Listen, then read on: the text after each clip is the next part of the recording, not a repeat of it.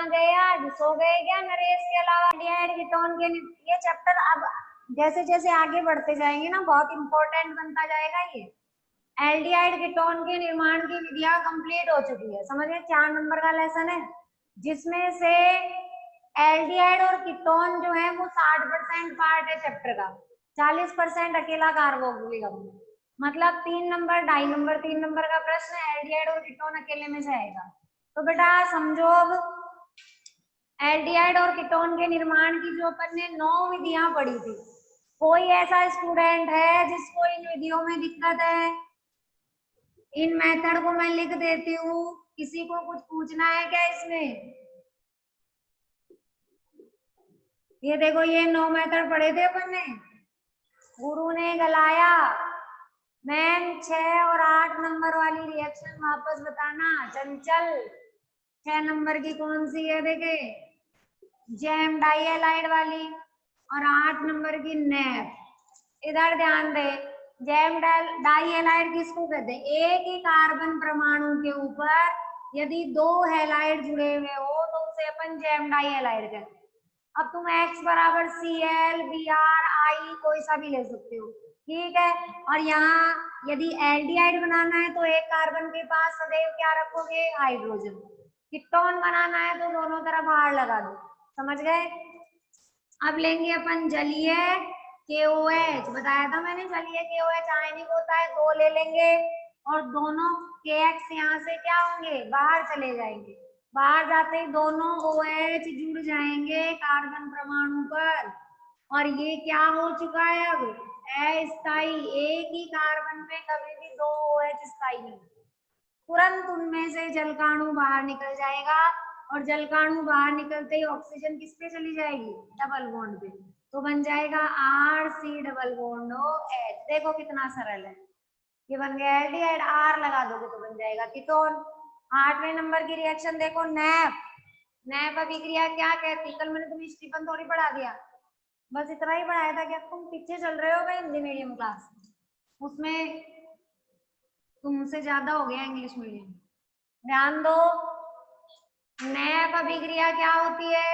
Nap का meaning nitro alkene, ऐसे याद रखना। नाइट्रो का मीनिंग NO2, ये चीज ध्यान रखना। NO2 जिस कार्बन से जुड़ा है वो है अल्फा कार्बन। तो नैप अभिक्रिया की आवश्यक शर्त है कि अल्फा हाइड्रोजन होना चाहिए यहाँ, समझ गए? तो कम से कम एक हाइड्रोजन तो लगाओगे, एक से ज्यादा लगाओ तो तुम्हारी मर्जी है। कम से कम एक हाइड्रोजन होनी चाहिए, बाकी पे तुम R लगा सकते हो, H लगा सकते हो। यदि कीटोन बनाना है तो 2 R लगा देंगे, एल्डिहाइड बनाना है तो 1 R 1 H लगा देंगे, समझ गए? अब क्या करेंगे? क्षार डालेंगे इसमें NaOH, तो यहाँ का OH और अल्फा की क्या चली जाएगी? हाइड्रोजन। HOH H2O बाहर, ये माइनस H2O जुड़ जाएगा Na, ये बन गया नाइट्रो एल्केन का सोडियम लवण।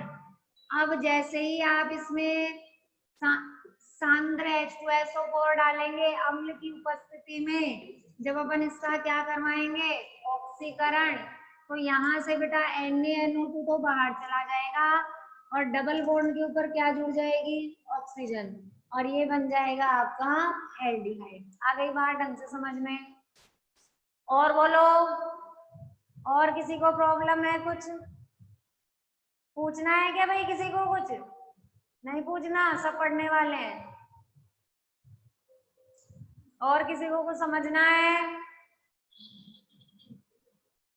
ये तुम्हारे सामने नंबर लिखे हुए हैं, अभिक्रियाएं लिखी हुई है। कोई ऐसी अभिक्रिया है क्या जिसमें प्रॉब्लम है? नहीं पढ़ेंगे तो सब में ही समस्या रहेगी। मनोज, ओपन ईयर ऑक्सीडेशन, ध्यान दे। ओपन ईयर ऑक्सीकरण किसको कहते हैं? पहले नंबर की अभिक्रिया है ऑक्सीकरण। यदि 1 डिग्री एल्कोहल का पीसीसी की उपस्थिति में ऑक्सीकरण करवाओगे तो एल्डिहाइड बनेगा। और 2 डिग्री एल्कोहल लेना, देख ओपन नियर क्या कह रहा है? ओपन का मीनिंग खोल दो, नियर का मीनिंग पास वालों को। पास वाले जो है उनकी स्थिति बदलनी है। 2 डिग्री एल्कोहल, ये होती है 2 डिग्री एल्कोहल, 2 R होंगे। इसकी अभिक्रिया सबसे छोटे कीटोन से करवानी है। कौन सा है सबसे छोटा कीटोन? एसीटोन। किसकी उपस्थिति में करवानी है? एल्यूमिनियम टर्सरी, ये ले लिया टर्सरी, और ये ले लिया मैंने ब्यूटॉक्साइड, ये है एल्यूमिनियम टर्सरी ब्यूटॉक्साइड। समझ गए? एल्यूमिनियम टर्सरी ब्यूटॉक्साइड की उपस्थिति में सेकेंडरी अल्कोहल का एसीटोन से क्रिया करके जब अपन ऑक्सीकरण करवाते हैं, ऑक्सीकरण होगा इसकी उपस्थिति में, तो होते ही ध्यान देंगे ये स्थितियां बदल दोगे। मैंने आपको बताया था R चला जाएगा CH3 की जगह, CH3 आ जाएगा R की जगह। तो तुम्हारे पास C डबल बॉन्ड हो, इन CH3 की जगह क्या लगा दो, R, बन गई कीटोन, प्लस उस HOH, उस R की जगह क्या लगाने हैं अपने को, ये क्या है, सेकेंडरी अल्कोहल है। दोबारा यदि ऑक्सीकरण होगा तो दोबारा क्या बनेगी, कीटोन ही बनेगी। ये हाइड्रोजन हट जाएंगे दोनों यहाँ से, हाइड्रोजन का हटना ऑक्सीजन का जुड़ना, तो दोबारा क्या बनेगी, कीटोन ही बनेगी। मतलब इसका आगे ऑक्सीकरण अम्ल में नहीं होगा। आ गई बात ढंग से समझ में? हो गया ओपन ईयर ऑक्सीकरण। और बोलो भाई, किसी को कोई दिक्कत है और कुछ पूछना है क्या? कि तुम कौन सी बुक से पढ़ते हो, डाइवाल हाइड्राइड, किसने देखा है तुमने? Examination idea. फिर तो वो बहुत पुराने नोट्स है क्या तुम्हारे पास? तो अब हट गए हैं बेटा वो, अब अपने कोर्स की किताब से पढ़ा करो, सबसे बढ़िया किताब के नोट्स है। RBSC की बुक से पढ़ा करो सभी बच्चे। बुक के बाहर बेटा एग्जाम में एक लाइन भी नहीं आएगी, ये सुन ले। तो बुक के बाहर अगर नोट्स पढ़ोगे ना इधर उधर के, तो उल्टा कंफ्यूजन होगा तुम्हें कि अपने कोर्स में क्या चीज है क्या नहीं। इसलिए सदैव बुक से पढ़ा करो। जो मैं तुम्हें ये सिखाती हूँ ना, लर्निंग वगैरह, ये सब बुक में है तुम्हारी ना। इस लर्निंग के अलावा बुक में एक भी मेथड एक्स्ट्रा नहीं है, एक भी मेथड कम नहीं है। ठीक है, यही 9 दिए हुए हैं वहां। ग्लाइकोल वाला, ग्लाइकोल क्या करते हैं, लेड टेट्रा एसीटेट ले लो, लेड बोलते हैं अपन पीपी को। टेट्रा का मीनिंग कितने हो गए, 4। एसीटेट का मीनिंग CH3COO नेगेटिव, ये हो गया लेड टेट्रा एसीटेट की उपस्थिति में अपन ऑक्सीकरण करवाएंगे। किसका ऑक्सीकरण करवाएंगे, ग्लाइकोल का। ग्लाइकोल किसको ग्लाइकोल ग्लिसरॉल जानते हैं, CH2OH, CH2OH इसको बोलते हैं ग्लाइकोल, एथिलीन ग्लाइकोल। ऑक्सीकरण करवा दो, बताया था मैंने, ये कार्बन कार्बन बंद टूटेगा, यहाँ से टूट करके हाइड्रोजन हटेगी, हाइड्रोजन का हटना ऑक्सीजन का जुड़ना, ये देखो ये हाइड्रोजन हटेगी, बॉन्ड के इलेक्ट्रॉन लेके जाएगी, और दोनों हाइड्रोजन ऑक्सीजन के साथ जुड़ के H2O बाहर, और ये बन गया CH2 डबल बॉन्ड हो, CH2 डबल बॉन्ड हो, बन गया फॉर्मेल्डिहाइड। अब इसके हाइड्रोजन को रिप्लेस करके R बराबर लगा लो, दोनों हाइड्रोजन हटा दोगे, R लगा दोगे तो कीटोन बन जाएगा। ठीक है, तो ये हो गया ग्लाइकोल का ऑक्सीकरण। और बोलो, किसी को कुछ पूछना है? नहीं पूछना तो आप ध्यान दो बेटा। अब अपन 2 ऐसे मेथड पढ़ेंगे जिसमें केवल और केवल क्या बनेगा, एल्डिहाइड बनेगा, उनसे कीटोन नहीं बन सकता। तो वो 2 मेथड कौन से हैं? उसमें पहला तो है स्टीफन अपचयन। स्टीफन, फर्स्ट तो है स्टीफन अपचयन। इस पार्ट में अपन 4-5 अपचयन पढ़ेंगे, इसलिए एक एक को ढंग से समझ लें। स्टीफन अपचयन, देखो एक मैंने क्या कहा, एल्डिहाइड बना रहे हैं केवल। एल्डिहाइड का मतलब जानते हैं, क्या जुड़ेगी, हाइड्रोजन। बेटा हाइड्रोजन का जुड़ना क्या कहलाता है, अपचयन। तो ये चीज ध्यान रखो, अपचयन से यदि अपन बना रहे हैं ना तो केवल एल्डिहाइड बनेंगे, कीटोन नहीं बनेंगे। तो देखते हैं, कोई भी साइनाइड ले लो, एल्किल साइनाइड ले सकते हो, HCl ले सकते हो, समझ गए। साइनाइड लेंगे, स्टीफन में क्या करते हैं, स्टेनस क्लोराइड, स्टीफन का मीनिंग स्टेनस, स्टेनस बोलते हैं अपन एसएन को, समझ रहे हैं बात। कहाँ आता है ये आता है कार्बन के परिवार में, आता है ना, काशी गंगे स्थान प्रभु, एसएन स्टेनस। फिर उसके बाद ध्यान दो, स्टेनस क्लोराइड SnCl2 और HCl की उपस्थिति में जो अपचयन होता है उसका नाम होता है स्टीफन अपचयन। अपचयन करवा दो, अपचयन का मतलब प्लस किससे क्रिया करवा दो, हाइड्रोजन से। अब क्या होगा, ये देखो ये एक पाई बंद टूटेगा और एक हाइड्रोजन तो कार्बन के साथ जोड़ दो और एक किसके साथ जोड़ देंगे, नाइट्रोजन के साथ। तो मैं यहाँ कितनी हाइड्रोजन लगा लूं, 2। समझ में आ गई बात, दोनों तरफ 2 हाइड्रोजन लगा दी, तो तुम्हारे पास बन गया RCH डबल बॉन्ड NH, एक बंद तोड़ दिया तो 2 ही रह गए। अब क्या करवाना है इसका, अब इसका जल अपघटन करवाना है। ये ले लिया जल अपघटन, ये दोनों बंद टूटेंगे जल अपघटन। ऐसा जल अपघटन तुमने बहुत जगह करवाया है। कहाँ करवाया है, गाटरमान अभिक्रिया में, डफ अभिक्रिया में करवाया है, सेम था ऐसा कैसे। तो जैसे ही आप जल अपघटन करवाएंगे ये बंद टूटेगा, कार्बन को तो क्या मिल जाएगा, ऑक्सीजन, और हाइड्रोजन किसके पास चली जाएगी, NH के पास। तो NH के पास जाते ही क्या बाहर चला जाएगा, NH3 प्लस बन गया RC डबल बॉन्ड O और ये H। आ गई बात ढंग समझ में, क्या बन गया, एल्डिहाइड। इस विधि के द्वारा कभी भी कीटोन नहीं बनाए जा सकते। कारण सुन लो, ये अपचयन है। अपचयन का मीनिंग हाइड्रोजन जुड़ेगी यहाँ कार्बन के साथ, और कार्बन के साथ हाइड्रोजन जुड़ेगी तो वो कभी कीटोन नहीं हो सकता। आ गई बात अच्छे से समझ में। फर्स्ट हो गया ये स्टीफन अपचयन है, जिससे केवल और केवल एल्डिहाइड बनेंगे। स्टीफन याद रखना स्टेनस क्लोराइड की उपस्थिति में होता है, वो है स्टीफन अपचयन। साइनाइड का अपचयन होगा किसकी उपस्थिति में, SnCl2 और HCl की उपस्थिति में। दूसरा अपचयन देखो बेटा, जिसको अपन बोलते हैं, ध्यान दें, रोजन मुंड अपचयन। वो क्या होता है देखो, रोजन मुंड अपचयन। हाँ भाई, किसका करवाना है, एसिल क्लोराइड। किसे कहते हैं अपन acyl chloride, RC double bond OCl, इसको कहते हैं एसिल क्लोराइड। एसिल क्लोराइड का अपचयन का मीनिंग वही हाइड्रोजन जोड़नी है। किसकी उपस्थिति में ध्यान देंगे, PT, PD और BaSO4 की उपस्थिति में। कैसे याद रखोगे अभी बताऊं, 2 हाइड्रोजन ले लो, क्योंकि एक बंद तोड़ते हैं तो 2 हाइड्रोजन लगती है। ये 2 हाइड्रोजन, यहाँ से ये बंद टूटेगा, एक हाइड्रोजन तो कार्बन को दे दो, एक इसको दे दो, एक इसको मिलते ही क्या बन जाएगा, RC डबल बॉन्ड OH, और प्लस में क्या बाहर चला जाएगा, HCl। तो बन गया RC double bond OH plus में H। अब याद कैसे रखोगे वो, रोजन मुंड अपचयन, इसको इस तरीके से याद रखना। रोजन ऐसे लगता है ना जैसे किसी का नाम हो, रोजन, ठीक है। रोजन नाम का लड़का, PD का मीनिंग पैदल, पैदल पैदल जैसे जाते हैं ना, पैदल पैदल, और PT का मीनिंग पैसे लेके, PT का मीनिंग पैसे लेके, पैदल पैदल। BaSO4 मीनिंग बाप के साथ में, क्या करवाने गया, मुंडन करवाने गया। समझ गए, रोजन पैदल पैसे लेके बाप के साथ में मुंडन करवाने गया।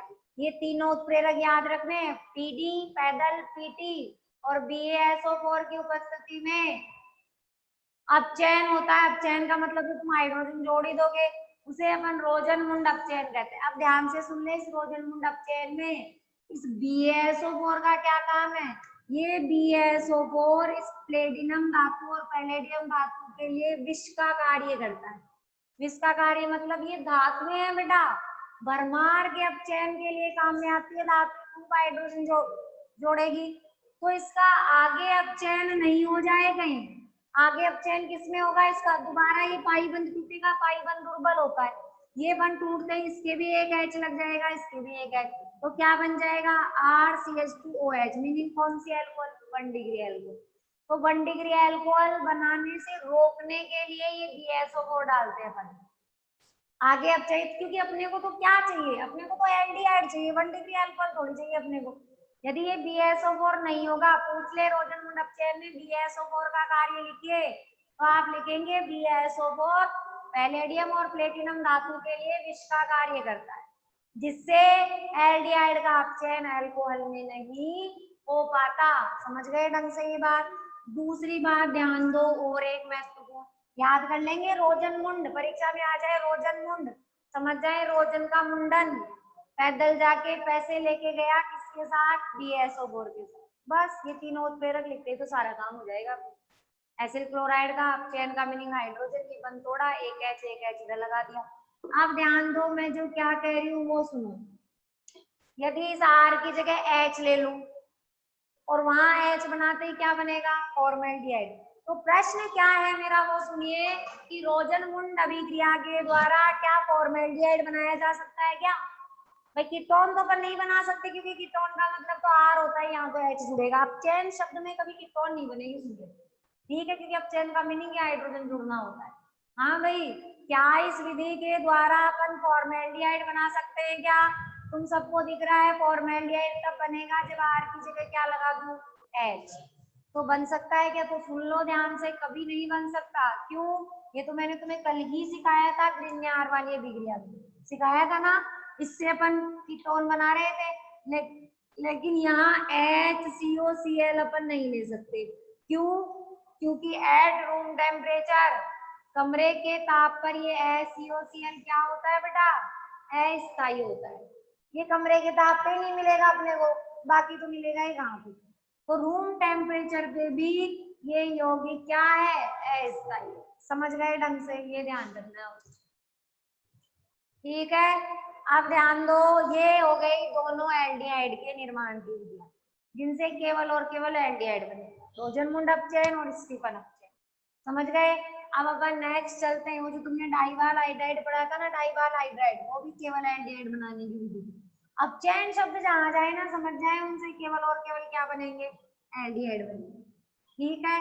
अब देखो बेटा, नेक्स्ट अभिक्रिया देखें, केवल कीटोन बनाने का भी है एक मेथड, जिससे केवल और केवल क्या बनेगा, कीटोन बनेगा, ठीक है। उसको भी देख लेते हैं अपन, देखें केवल कीटोन बनाने का क्या है।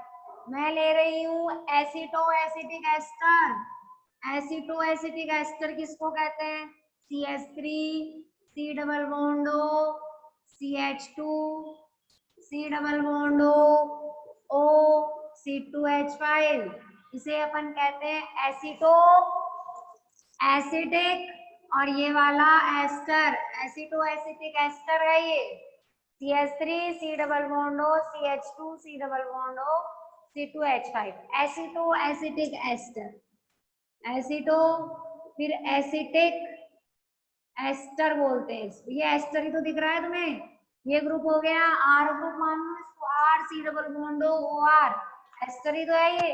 तो ये हो गया एसिटिक एस्टर। और ये एसिटो ग्रुप क्यों कहा है, क्योंकि एसिटिक एसिड बना है तुमने CH3 C double bond OH, उससे बना है ये CH3 C double bond OH से, तो इसीलिए इस ग्रुप को तो कह दिया एसिटो, बाकी इस ग्रुप को कह दिया एसिटिक, और ये बाकी जो बचा है OR वाला हो गया S। अब इसका क्या करवाना है तुम्हें, जल अपघटन। ध्यान दो कैसे करवाऊंगी जल अपघटन। मैंने इसका करवाया जल अपघटन, मैंने जल के ले रखे हैं 2 अणु, अब लगाना सीख लो, दिमाग खुद को ही लगाना। कई बच्चे तो क्या है एसिटो एसिटिक एस्टर का फॉर्मूला बनाना ही भूल जाते हैं, तो कैसे बनाओगे वो सुनो। एसीटोन का सूत्र पता है ना तुम्हें, क्या होता है, CH3CO CH3 होता है। तो तुम एसीटोन को दिमाग में रखो कि अपन केवल और केवल क्या बनाने जा रहे हैं, कीटोन। तो इधर से लगाना एसीटोन का सूत्र, CH3CO CH3, यही होता है। एक हाइड्रोजन हटा दो उसकी, हटा दिया, बाकी एस्टर का ग्रुप लगा दो ऐसे के ऐसे, ये एस्टर ही तो होता है। R C double bond OR, ये होता है एस्टर। R की जगह एसिड कीटोन बना रहे हो तो वो कीटोन सबसे छोटे कीटोन वाला समूह लगा दो, CH3CO CH3 वाला। अब CH3 एक हाइड्रोजन हटाएंगे नहीं तो कार्बन की संयोजकता ज्यादा हो जाएगी, ठीक है, हटा दिया, ये तो हो जाएगा एसिटो एसिटिक ग्रुप, और बाकी बचा है जो तुम्हारा एस्टर, R की जगह कुछ भी ले सकते हो, ठीक है। अब देखो क्या करना है, जल अपघटन। तो तुम्हें पता है कि मुझे अगर मैं ये वाला बंद तोड़ू ना, और तोड़ के बताओ इसको क्या दे दूं कि कीटोन बन जाए, इसको मैं H दे दूं, समझ गए। तो जल अपघटन करवाओगे तो इसको बताओ किसकी जरूरत है, हाइड्रोजन की। तो देखो जल का अणु ऐसे लगाएंगे, एक हाइड्रोजन इधर, ये वाला बंद टूटता है बीच वाला, तो OH मिलेगा इसको, समझ गए। H इधर, एक बंद टूट रहा है ये वाला, तो C2H5 को भी तो कुछ मिलेगा, बताओ C2H5 O पे कौन सा चार्ज आएगा, माइनस, तो उसको भी क्या मिलेगा, H। तो मैंने 2 जल के अणु लिए हैं, एक जल का अणु तो ऊपर काम आ गया, दूसरे जल की हाइड्रोजन ले रही और OH चली जाएगी बीच में। कहने का मतलब ये है कि C डबल बॉन्ड O को ही देने हैं जल के दोनों OH। अब तुम्हें सब बना हुआ दिख गया, इधर देखो क्या बना, CH3 C double bond O CH3, ये तो बन गया अपना कीटोन। प्लस में देखो क्या बना, H2 C 1 2 और 3, कौन सा अम्ल है ये? H2CO3। कौन सा अम्ल है ये? कार्बोनिक अम्ल। समझ गए? इसे ही नहीं जानते क्या कार्बोनिक अम्ल जंग के निर्माण की क्रिया में काम आता है। चैप्टर तीसरा पढ़ाया होगा सर ने इलेक्ट्रोकेमिस्ट्री, उसमें आया था ये काम। इलेक्ट्रोकेमिस्ट्री नहीं पढ़ी क्या तुमने? उसमें नहीं पढ़ा ये कार्बोनिक अम्ल। प्लस इधर क्या बन रहा है? C2H5OH ethanol. आ गई बात ढंग से समझ में? दोबारा एक बार देख ले, एसिटो एसिटिक एस्टर का जल अपघटन करवाएंगे तो जल अपघटन में दो जल के अणु काम आएंगे। इस तरीके से उनको लगाना है, बीच का जो कार्बोनिल ग्रुप है उसी को जल के दोनों OH देने। दोनों OH देंगे तो एक H लेफ्ट साइड में लग जाएगा, दूसरा H राइट साइड में लग जाएगा। लेफ्ट साइड में लगते ही बनेगा एसीटोन, राइट साइड में लगते ही बनेगा एल्कोहल, बीच वाला बन जाएगा कार्बोनिक अम्ल। ठीक है, ये बेटा संपूर्ण एल्डिहाइड और कीटोन दोनों के निर्माण की विधियां कंप्लीट हो चुकी है। अब अपन पढ़ेंगे भौतिक गुण एल्डिहाइड और भौतिक गुण में तो मैंने तुम्हें दो बातें सिखाई है। क्या क्या बोलो? एक तो MPBP गलनांक और क्वथनांक, और दूसरी बात क्या आती है? विलयता। अब मेरी बात ढंग से सुन ले, एक तो विलयता और एक गलनांक क्वथनांक। कह देंगे मैडम ने कहा था कि यदि क्या हो हाइड्रोजन बंध बने तो गलनांक क्वथनांक बढ़ते हैं, और जल के अणु के साथ हाइड्रोजन बंध बने तो विलयता बढ़ती है। लेकिन अब अपन देखते हैं भाई, देखिए गलनांक क्वथनांक के लिए एक चीज ध्यान रखें, हाइड्रोजन बंद होना चाहिए, किसी भी प्रकार का आकर्षण होना चाहिए। एल्डिहाइड और कीटोन के गलनांक क्वथनांक उच्च होते हैं बेटा। क्यों उच्च होते हैं? क्योंकि इसके कार्बोनिल समूह, दोनों में कार्बोनिल समूह होता है, C डबल बॉन्ड O होता है कार्बोनिल समूह। इस कार्बोनिल समूह में क्या पाई जाती है? ध्रुवता पाई जाती है। समझ गए? एक C डबल बॉन्ड O आ गया, फिर आएगा तुम्हारा दूसरा C डबल बॉन्ड O, ऐसे ही तीसरा C डबल बॉन्ड O। ठीक है, तो होता क्या है, इनमें होती है ध्रुवता माइनस प्लस, इसमें भी माइनस प्लस। तो ये एक आगे आने वाला कार्बन का प्लस इस ऑक्सीजन से क्या हो जाएगा? आकर्षित हो जाएगा, क्योंकि ऑक्सीजन पे माइनस होगा, कार्बन पे प्लस होगा। ये वाली ऑक्सीजन आगे आने वाले कार्बन से, इस तरीके से ये कार्बन इधर आने वाले ऑक्सीजन से, ये उधर आने वाले कार्बन, ऐसे ही आकर्षित होके ध्रुवता के कारण इनमें ध्रुवता दिख रही है सभी को, पॉलरिटी प्रेजेंट होती है कार्बोनिल समूह में, जिसकी वजह से ये आकर्षित हो जाएंगे, और आकर्षित होते ही एक दूसरे के क्या होंगे? पास आएंगे। पास आकर के बंध को बिल्कुल क्या कर लेंगे? मजबूत कर लेंगे। अब बताओ, एक तो कोई एक यौगिक था, एक कार्बोनिल था, उसको गर्म करने के लिए ताप कम देना पड़ता, पर इन्होंने तो एकता दिखा दी, सारे क्या हो चुके हैं? जुड़ चुके हैं। जुड़ते ही तापमान इनको गलाने के लिए गलनांक, इनको उबालने के लिए क्वथनांक, मुझे क्या करना पड़ेगा बेटा? ज्यादा देना पड़ेगा। आ गई बात? इसीलिए कार्बोनिल समूह के गलनांक क्वथनांक ज्यादा होते हैं, लेकिन किसका है?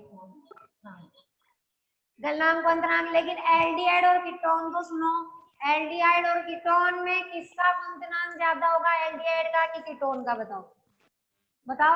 अरे तुम्हें बताया हुआ है कि इस डस्टर में और इस रिमोट में, इन दोनों के अंदर जिसमें वजन ज्यादा होगा उसको पिघलाने के लिए, गलाने के लिए और उबालने के लिए तापमान क्या करना पड़ेगा? ज्यादा देना। जो चीज जितनी भारी होती है, जैसे ये बोर्ड है, ये मार्कर है, जो चीज जितनी भारी होगी उसको गलाने के लिए और उसको उबालने के लिए क्वथनांक उतना ही ज्यादा होगा। तो बताइए एल्डिहाइड और कीटोन में भारी कौन होता है? कीटोन, क्योंकि कीटोन के दोनों तरफ आर होते हैं बड़े बड़े, जबकि एल्डिहाइड में तो एक तरफ तो सदैव छोटे आकार वाली कौन होगी? हाइड्रोजन। इसीलिए ध्यान रखें कि गलनांक क्वथनांक अणुभार ज्यादा होने के कारण कीटोन के ज्यादा होते हैं एल्डिहाइड। समझ गए अच्छे से मेरी बात? ये तो गलनांक क्वथनांक की बात होगी। चलते हैं विलयता पे। हाइड्रोजन बंध तो नहीं बनाएंगे ये, लेकिन क्या बनाएंगे? इसमें ध्रुवता होती है, और जल भी कैसा होता है? ध्रुवीय प्रकृति का होता है। जल में भी H प्लस OH माइनस, इसमें कार्बन पे प्लस। तो ध्रुवीय प्रकृति का होने के कारण ये जल के अणु के साथ में भी बंध बना लेंगे। ये देखो कैसे बनाएंगे, C डबल बॉन्ड O, ये रहा अपना एल्डिहाइड या कीटोन, पूरा कर लेंगे अपन इसको, माइनस प्लस, और ये ले लिया मैंने जल का अणु, जल पे प्लस H प्लस होता है और ऑक्सीजन पे माइनस, OH माइनस, ये देखो ये बंद बन जाएगा। फिर आगे तुम लगाओगे C डबल बॉन्ड O, तो ये कार्बन के साथ कौन बंद बना लेगी, ऑक्सीजन। तो इनमें ध्रुवीय बंध बनेंगे बेटा। कार्बोनिल समूह में ध्रुवता के कारण गलनांक बंधनांक भी ज्यादा हो जाएंगे, क्योंकि आकर्षण हो जाएगा एक कार्बन का ऑक्सीजन से, फिर ऑक्सीजन का कार्बन से। और जल के अणु के साथ भी ध्रुवता के कारण क्या हो जाएंगे, आकर्षण। अपन पढ़ते ना, समान समान को बोलता है, क्योंकि ये भी ध्रुवीय है और जल भी क्या है, ध्रुवीय। तो दोनों एक दूसरे में क्या हो जाएंगे, घुल जाएंगे। इसी कारण एल्डिहाइड और कीटोन जल में विलय होते हैं। पर इनमें बताओ अब अधिक विलय कौन होगा, एल्डिहाइड ज्यादा विलय होंगे कि कीटोन। मैंने आपको बताया था यदि वजन ज्यादा हो जाए ना तो विलयता कम हो जाती है, क्योंकि जल के अणु का तो भार बढ़ नहीं रहा। यदि मैं इधर बोझ लटका दूं ज्यादा, तो लटकाते ही ये वजन की वजह से झुक जाएगा, झुकते ही वो ये वाला बंध यहाँ से क्या हो जाएगा, कट, रस्सी टूट जाएगी। यहाँ से बारी होते ही रस्सी टूट गई, और बंद टूटते ही, दुर्बल बंद होते ही आकर्षण खत्म, आकर्षण खत्म होते ही विलयता भी खत्म। तो यहाँ यदि हल्का समूह जुड़ा हुआ रहेगा, छोटा, तो विलयता उतनी ही ज्यादा होगी। जैसे फॉर्मेल्डिहाइड की विलयता ज्यादा होगी किससे, एसिटाल्डिहाइड से, क्योंकि उसमें तो दोनों तरफ छोटे छोटे आकार की कौन होगी, हाइड्रोजन। जैसे जैसे एल्किल समूह की संख्या बढ़ती जाएगी, विलयता भी क्या होती जाएगी, कम होती जाएगी। समझ में आ गई ना दोनों बातें ढंग से, विलयता का प्रभाव, गलनांक बंधनांक का प्रभाव। ठीक है, अब अपन अपना कौन सा काम है बताओ अब, रासायनिक अभिक्रियाएं, बहुत ही महत्वपूर्ण पार्ट है। ये समझ में आ गया ना, चैप्टर पूरा बहुत ढंग से तैयार हो जाएगा। रासायनिक अभिक्रियाएं, देखो इसमें एक भी क्लास मिस नहीं करेगा कोई भी, ये सुन ले। रासायनिक अभिक्रिया में बेटा इसकी रासायनिक अभिक्रियाओं के 5 भाग, उसमें फर्स्ट जो आ रही है वो है, अब देखो इस फर्स्ट का नाम भी तुम पहचान जाना कि इसको नाभिक स्नेही क्यों कहा मैंने। फर्स्ट अभिक्रिया होती है आपकी नाभिक स्नेही योगात्मक अभिक्रिया। अब पहले मेरा मतलब समझ ले, नाम का मतलब समझते हैं पहले। नाभिक स्नेह को जानते हैं क्या, किसको कहते हैं, नाभिक से स्नेह रखने वाला। कौन से चार्ज का होगा, माइनस का। समझ में आ गई बात, क्योंकि नाभिक पे प्लस है तो स्नेह रखने वाले पे माइनस होगा। योगात्मक का मतलब हो गया जुड़ेगा। अब किस पे जुड़ेगा वो थोड़ा सा दिमाग लगाना। आप सभी को पता है ये रहा मेरा कार्बोनिल समूह, जो कि एल्डिहाइड और कीटोन दोनों में होता है। इस समूह में ऑक्सीजन की विद्युत ऋणात्मकता ज्यादा होने के कारण, ये ज्यादा है, इस पे तो आंशिक ऋणावेश होता है और इस पे होता है धनावेश। दिख गया धनावेश, तो बताइए नाभिक स्नेही का योग किस पे होगा, कार्बन परमाणु। जहां प्लस दिखेगा ना माइनस वहीं जाके जुड़ेगा। तो ये आया तुम्हारा न्यूक्लियोफाइल नाभिक स्नेही, किसके ऊपर आक्रमण करेगा, कार्बन के ऊपर। समझ में आ गई, देखते हैं, देखिए कार्बन पे आक्रमण किया तो क्या बना, ये दो संयोजकता खाली, ये अपना नाभिक स्नेही न्यूक्लियोफाइल लिख देते हैं इसको शॉर्ट में एनयू। तो प्लस था माइनस था, जुड़ गए दोनों, बंद बना लिए। और ये ओ पे कौन सा चार्ज आ गया, माइनस। अब इस O पे कौन आक्रमण करेगा, इसमें माइनस है तो कौन आक्रमण करेगा, इस पे प्लस वाला, इलेक्ट्रॉन्स ने। इलेक्ट्रॉन्स ने को E प्लस लिख सकते हो, और ये E प्लस लिखते ही तुम्हारा ये बन गया O और ये E। बेटा अब मेरी बात, जो प्रश्न है ना मेरा वो सुनो क्या है। तुम्हें पता है कि कार्बन पे प्लस है, ऑक्सीजन पे माइनस है, तो मुझे ये बताइए ऑक्सीजन पे माइनस है तो इस पे पहले इलेक्ट्रॉन्स ने भी तो आक्रमण कर सकता था ऑक्सीजन पे, तो इस अभिक्रिया का नाम नाभिक स्नेही क्यों हुआ, इलेक्ट्रॉन्स ने आक्रमण कर देता तो इलेक्ट्रॉन्स ने भी तो हो सकता था। यदि पहले ये आक्रमण करे इलेक्ट्रॉन्स ने, क्योंकि ये बंध टूटेगा तो कार्बन पे प्लस आएगा, ऑक्सीजन पे माइनस। ऑक्सीजन पे यदि पहले आक्रमण हो जाए तो बनेगा OE, कार्बन पे प्लस, यही बना। और अब तुम्हारा नाभिक से ही आक्रमण कर दे तो बन जाएगा CNuOE, वही चीज बन रही है जो उधर थी। मैंने ये पूछा है कि पहले आक्रमण नाभिक स्नेही का ही क्यों होता है, जिसका आक्रमण पहले होता है ना, उसी के नाम पे अभिक्रिया का नाम दिया जाता है। जो दुनिया में पहले आया उसका नाम दे दिया, भाई ये होगा इसका नाम, नाभिक स्नेही। अगर इलेक्ट्रॉन्स नहीं पहले आक्रमण करता तो आज अपनी इस अभिक्रिया का नाम इलेक्ट्रॉन स्नेही योगात्मक पढ़ते। तो मैंने पूछा है आक्रमण पहले नाभिक स्नेही का क्यों करवाया, ये अभिक्रिया भी तो करवा सकते थे अपन इलेक्ट्रॉन स्नेही का। तो ध्यान से मेरी बात सुन ले कि नाभिक स्नेही का आक्रमण पहले क्यों होता है कार्बोनिल समूह में, क्योंकि तुम्हें खुद को ही दिख रही है तो दिमाग लगाने की जरूरत। ये जो बना है ना, ये अस्थायी है, और वो जो बना है वो स्थायी है। क्यों है स्थायी? यदि पहले इलेक्ट्रॉन स्नेही आक्रमण कर देता है ऑक्सीजन पे, तो ऑक्सीजन पे मुझे नेगेटिव तो देखने को ही नहीं मिला। दिखा क्या तुम्हें नेगेटिव कहीं? यदि नाभिक स्नेही पहले आक्रमण करता है तो ऑक्सीजन पे क्या आ जाता है? माइनस। और अपने को अच्छे से पता है कि यदि एक प्रबल विद्युत ऋणी तत्व पे कौन सा चार्ज आ जाए? माइनस, ऋणावेश आ जाए, तो उसका स्थायित्व और क्या होता है? बढ़ जाता है। समझ गए? इसीलिए सदैव आक्रमण पहले कार्बन पे नाभिक स्नेही का होगा। जब ऑक्सीजन को माइनस मिल जाएगा जो कि स्थायी है, और माइनस मिलने के बाद किसका आक्रमण होगा? इलेक्ट्रॉन स्नेही। यदि आपने पहले इलेक्ट्रॉन्स नहीं जोड़ दिया तो ऑक्सीजन पे कोई चार्ज नहीं आएगा जो कि अस्थायी है। समझ गए ना? ढंग से बात आ गई ना? अच्छे से समझ, ये ध्यान रखना है बेटा। ठीक है, आ गया समझ में कि नाभिक स्नेही योगात्मक अभिक्रिया क्यों होती है एल्डिहाइड और कीटोन में?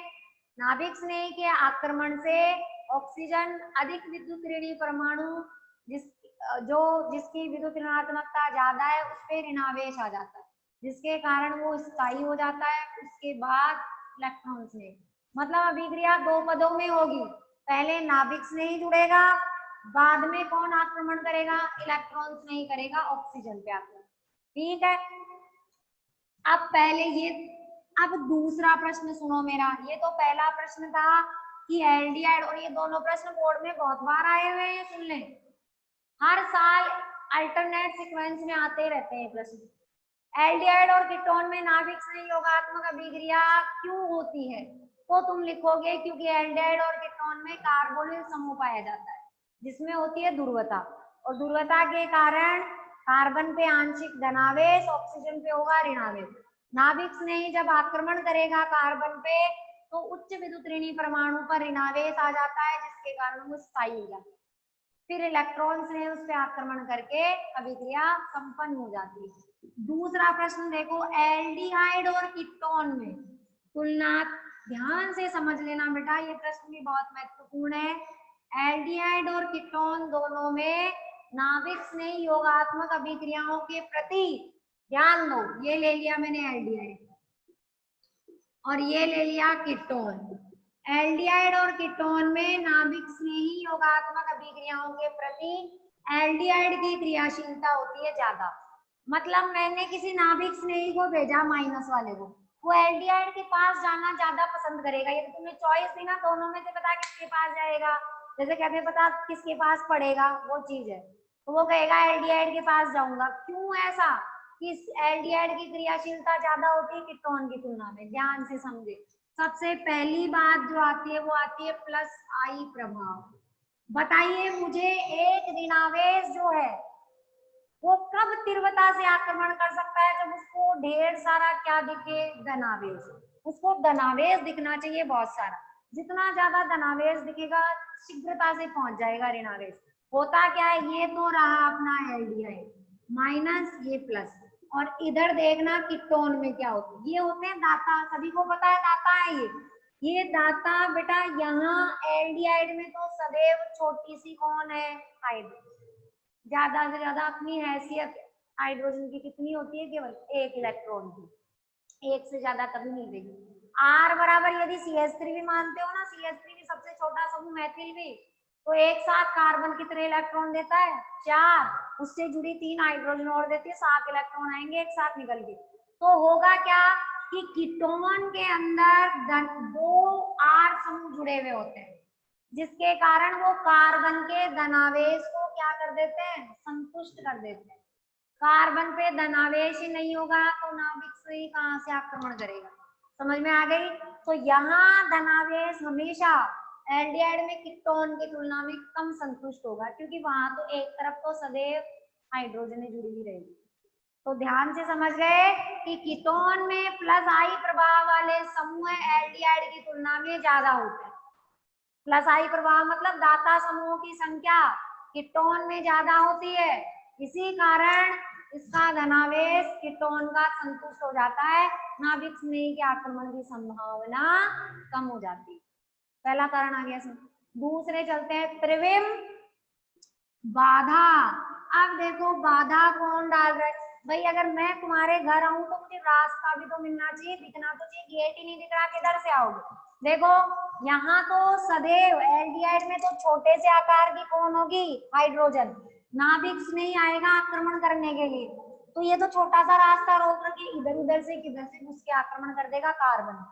पर यहाँ कौन है, बड़े बाधित समूह जुड़े हुए हैं, आर समूह, आर बराबर यदि तुम CH3 पे मानते हो ना, ये लो ये आर बराबर CH3 मान लिया मैंने, पूरा रास्ता रोक के बैठा है, किधर से जाए नाभिक से, बताओ तुम मुझे कहीं जगह दिख रही है क्या। तो ध्यान से मेरी बात सुन ले कि कीटोन में बाधित समूह होते हैं, बड़े समूह होते हैं एल्किल समूह, इस एल्किल समूह के कारण बाधा उत्पन्न होती है, नाभिक स्नेही जुड़ नहीं पाता आसानी से।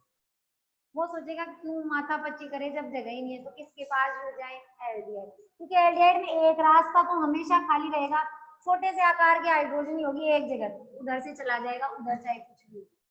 समझ गए। मैं एक प्रश्न करवाऊंगी अभी, बताऊंगी मैं किताब का प्रश्न करेंगे, तो हमेशा ध्यान रखना बेटा कौन सा एल्डिहाइड